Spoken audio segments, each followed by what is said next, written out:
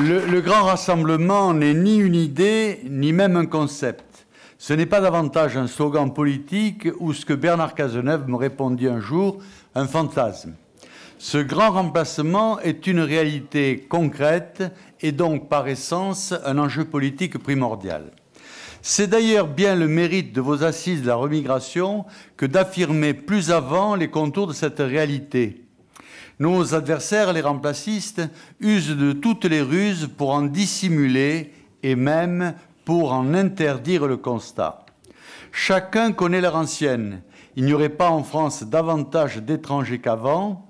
Refuser de réputer français un individu qui se singularise par d'autres traditions est raciste. Pire, affirmer que la France est une civilisation nous ramènerait aux heures les plus sombres de notre histoire. Certains d'entre nous s'interrogent alors, faut-il que la caste politique soit unanimement mensongère pour nier ainsi ce que le bon sens populaire déplore? Faut-il que nous ne soyons dirigés que par des parias pour qu'ils fassent de communautés disparates d'une nationalité de papier l'horizon d'un pays millénaire?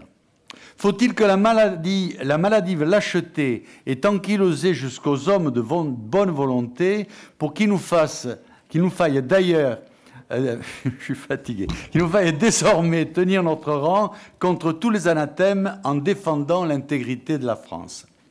Cessons un instant de demeurer interdits devant les crimes des idéologues. C'est leur faire à la fois trop d'honneur et trop de place. C'est ignorer enfin un message essentiel, sis dans la belle énergie que je remarque chez vous cet après-midi, la vérité rend libre. Or, c'est vrai que de répéter que la France ne peut plus tolérer le grand remplacement, une fois assumé enfin ce point de départ, deux exigences se font jour. La première, c'est celle de la lutte politique, puisqu'il n'est pas possible d'admettre le grand rassemblement sans s'employer alors à le combattre dès à présent. J'ajoute immédiatement que ceux qui vous disent avoir connaissance des déferlements migratoires, mais ne pouvoir en parler par peur de déplaire à leur oligarchie médiatique, trahissent déjà la première vertu du politique, celle de servir.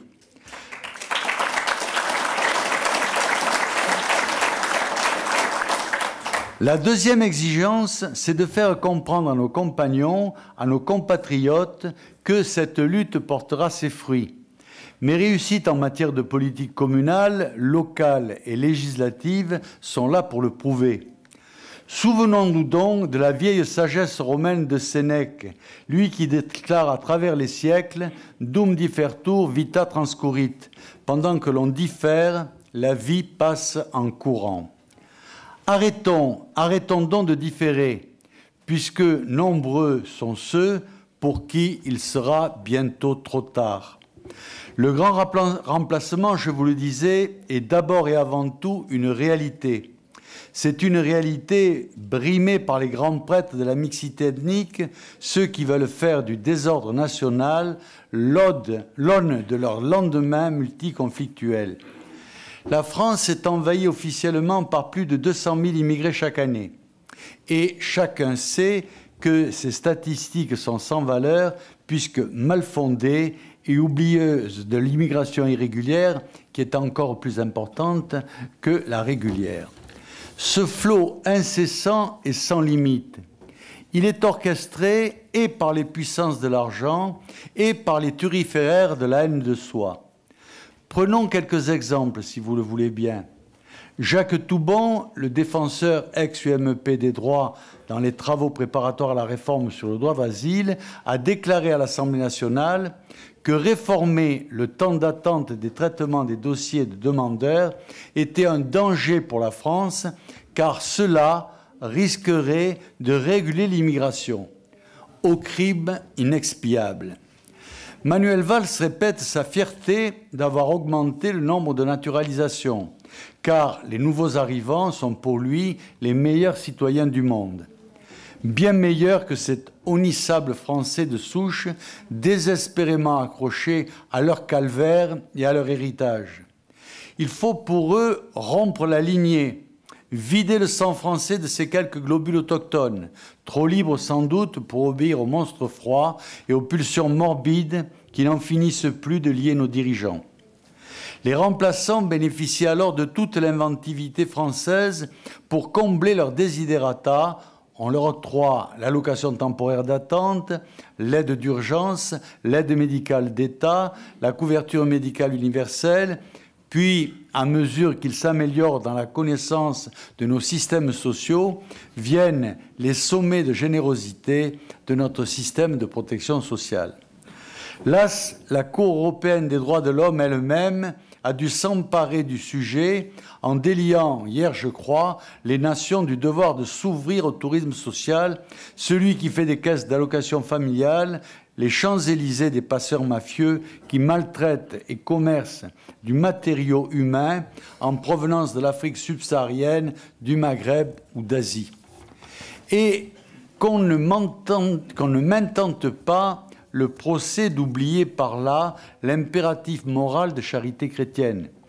J'ai suivi avec attention les célèbres déclarations du pape François à Lampedusa. Que nous dit-il en réalité ? Il nous dit que les oligarchies financières mondiales exploitent la misère, gangrenant une partie de notre monde. Ceux qui nous imposent à accueillir en vérité les immigrés dans notre conscience politique. Dès lors, les béats et les saints s'empressent d'ouvrir grand leurs bras. Et l'expérience montre que la cohorte des béats écrase de beaucoup l'infime théorie des saints. Il faut alors comprendre qu'accueillir la problématique migratoire avec le bon sens chrétien revient justement à mettre à bas ce mondialisme criminel qui lamine tant d'êtres humains en brisant les faux Eldorado qui noient des barques entières de migrants en pleine Méditerranée. Cette mer nôtre, réceptacle des mirages et des mensonges de notre classe politique qui ajoute alors le crime à l'inconséquence. C'est bien cela la conscience d'un élu devant le grand remplacement. La nécessité d'agir est tout de suite pour réduire les masses gagnant notre sol et encourager le départ de ceux d'entre eux qui polluent notre société. Cet assaut est en effet insupportable pour la communauté nationale. Ce laisser-faire sanglant, au dehors de bonnes consciences internationalistes, est infamant. Voilà notre défi. Être humain et politique d'abord dans l'opposition aux remplacistes. N'oublions pas que cet impératif est le seul qui pourra préserver l'unité nationale. Le géographe Christophe Guilluy vient de publier un ouvrage édifiant à cet égard. La France périphérique, comment on a sacrifié les classes populaires. Ces travaux nous disent une chose, ce ne sont pas les Yannick Noah, les Plenel, les Cazeneuve ou les Sarkozy qui inventent le vivre ensemble. Non, la vie à côté des populations immigrées, c'est bien la France des pauvres qui a dû l'inventer. Souvent, ils ont fui des quartiers qui avaient cessé d'être les leurs. Parfois, ils ont préféré protéger leurs filles et leurs épouses plutôt que de s'habituer à d'autres normes que celles de la civilisation européenne. Tous ont vu l'argent public irriguer les quartiers tout en laissant la désespérance sociale envahir nos terroirs. Cette France-là est en miettes. Quand ces fils réussissent, ils ont des envies d'ailleurs. Ceux qui peinent sont exclus des grands centres urbains. Ceux qui doutent de leur identité tombent sous la coupe de la communauté la plus conquérante. Nous envoyons dans nos quartiers de ces Français acteurs de l'assimilation à l'envers, de ces Français islamisés, de ces Français qui ne savent plus même quels droits et quels devoirs leur donnent leur nationalité.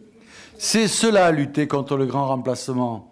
Combattre pour que la France soit la France, autant par charité véritable et sincèrement ordonnée que par sens de l'engagement politique. Je vous le dis, ce combat est possible. Le grand remplacement peut se combattre à l'ensemble des échelons de responsabilité politique. Au niveau national, j'y contribue autant que faire se peut. J'ai déposé les premières propositions de loi exigeant la déchéance de la nationalité pour les djihadistes.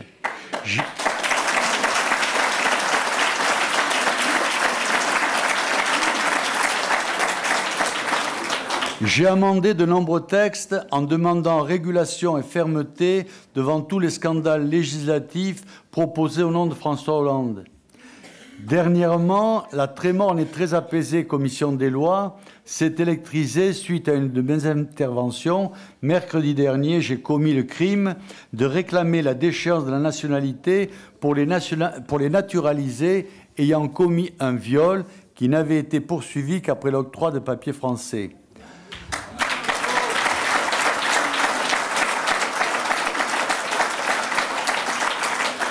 Dans le cadre des discussions budgétaires de l'année 2015, j'ai interpellé 2 fois le gouvernement. La première fois, après le mémorable Bronca, Bernard Cazeneuve m'accusa d'être victime de fantasmes. Vous en parliez tout à l'heure.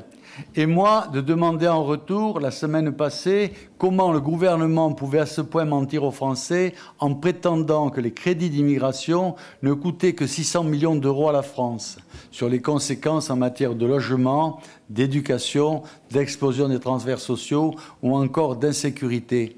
Bien sûr, pas de réponse. On peut agir également à l'échelon local pour contrer le grand remplacement. Loin des pétitions de principe tapageuses, il faut analyser les mouvements de fonds permis sur l'argent des Français qui encouragent le changement de peuple. La subvention sans transparence et à visée politique d'une cohorte d'associations de promotion du multiculturalisme est un scandale. Quant à l'argent dépensé, dans ma terre de Vaucluse, c'est 70% du budget départemental qui va à des aides sociales incitatives directement ou indirectement à l'immigration. Pour mener ce combat contre la dictature du déracinement, il faut des fondements solides, un ancrage local, seul vecteur de légitimité. En un mot, face au déracinement total, nous devons opposer une passion de l'enracinement et de l'enracinement dans l'action politique aussi.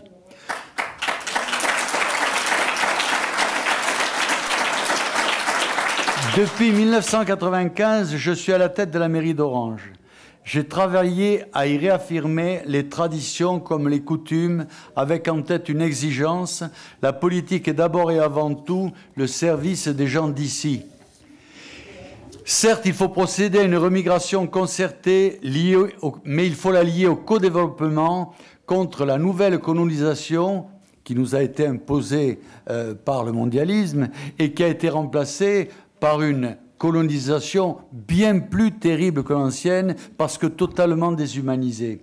Il faut installer aussi des polices municipales travailleuses et soucieuses de l'ordre citadin, être particulièrement à l'écoute des administrés devant les nuances quotidiennes nées du grand rassemblement. Il faut enfin être clair sur les priorités d'une ville. Non, la construction de mosquées n'est pas une normalité. Non, les affichages publics d'attaches halogènes ne sont pas des banalités. Non, il ne faut pas lâcher par fatalisme au laïcisme d'État. C'est toujours la première trahison.